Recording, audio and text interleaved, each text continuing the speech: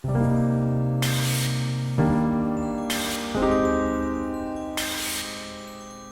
there, it's Reggie Rivers again, the founder and president of the Gala team. And I just wanted to share a quick story about, what is it that makes our auctioneers different? Why should you partner with us on your gala as opposed to working with some other auctioneer? Well, one of the things that we pride ourselves on is we want to be in alignment with your mission. We understand that when we're on the stage, we represent you. The audience doesn't have anyone else to listen to in that moment.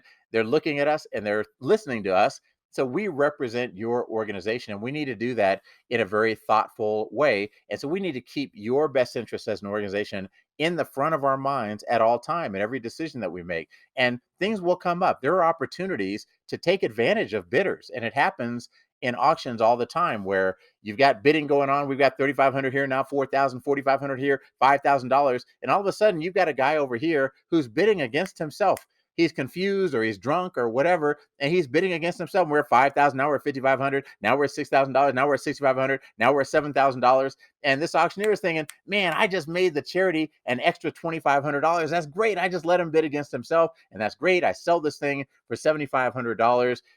Pat me on the back because I made an extra $2,500 for the charity. Well, that's great in the moment. In the short term, that's great. But is that really the interest of the nonprofit? Because the nonprofit has long-term interest. That guy who paid an extra $2,500 might be one of the most important donors that charity has had for the past 10 years. He might be a little bit intoxicated, and that's why he was confused and kept bidding against himself.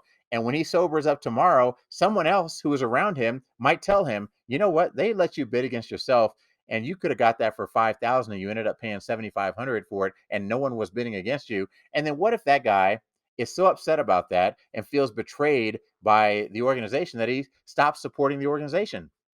Right? That's a real scenario. That's a real risk. When we're on the stage as the auctioneer, we represent the nonprofit. We represent your best interest. And we don't think it's in your best interest to take advantage of an intoxicated member of the audience or somebody who's confused. We try to be very clear to let people know where they are. If someone bids against themselves, we don't embarrass them. We gently say, you're in the lead, sir. I've got you at 5,000. We're looking for 5,500, because we want to take care of your donors. We want to treat them with the respect that they deserve. As an auctioneering team, we have to recognize, even though we're operating in a narrow channel, we have to have a view that is broader than that to make sure that we're always keeping your interests at the front of our hearts. And so that's just one example, but we train all of our auctioneers to remember we represent you when we're on the stage. And that's something that I think makes us a little bit different from other auctioneers. We are truly passionate about helping you change the world, not just raise money. We want to help you change the world.